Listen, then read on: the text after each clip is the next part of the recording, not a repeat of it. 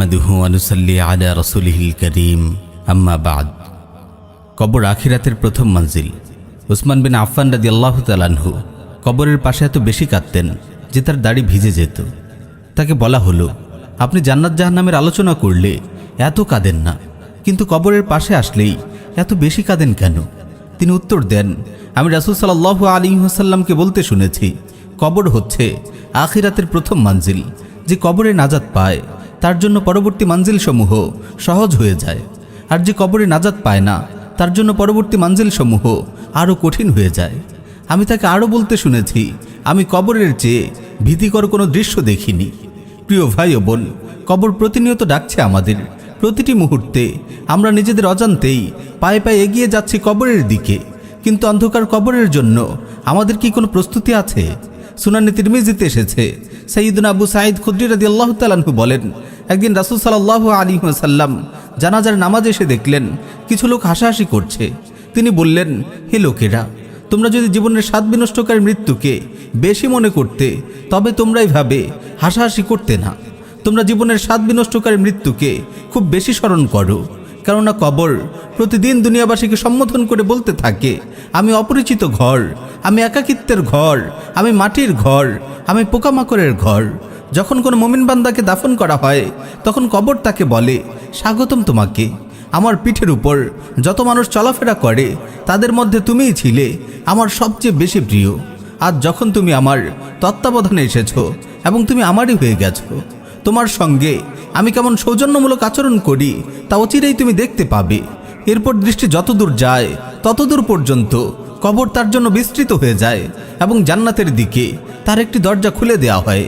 আর যখন কোনো কাফির বদকার বান্দাকে দাফন করা হয় তখন কবর তাকে বলে, আমার পিঠের উপর যারা বিচরণ করে তাদের মাঝে তুমিই ছিলে আমার কাছে সবচেয়ে বেশি ঘৃণ্য।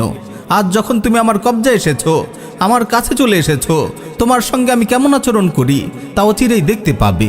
এই বলে কবর তাকে চাপ দেয়, এতে করে তার পাঁজরের হাড়গুলো একটি আরেকটির মধ্যে ঢুকে যায়।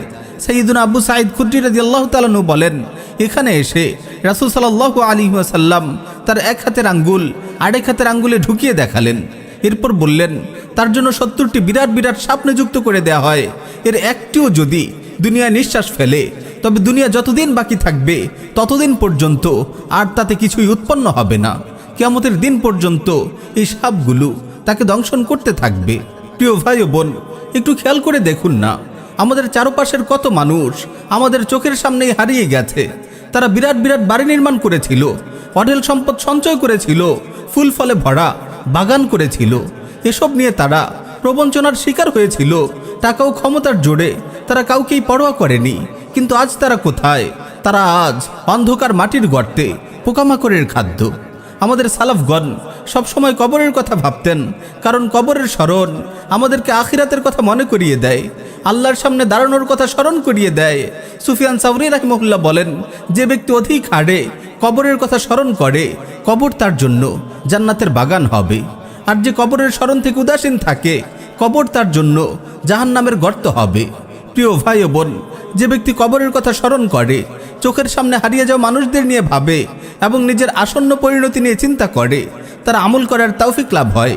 সে যখন কল্পনা করে তার সুগঠিত কোমল শরীর একদিন কবরের অন্ধকার গর্তে নিক্ষিপ্ত হবে, তার শরীরে পচন ধরবে, তার অঙ্গ প্রত্যঙ্গের জোড়াগুলো খুলে যাবে, তখন সে অন্যের মৃত্যু দেখে নিজের মৃত্যু নিয়েই বেশি চিন্তা করবে। কবরের স্মরণ তার জীবনকে আখিরাতমুখী করে দেবে। আল্লাহ তাআলা আমাদের সবাইকে বেশি বেশি করে কবরের কথা স্মরণ করার তৌফিক দিন। আমিন ইয়া রাব্বাল আলামিন।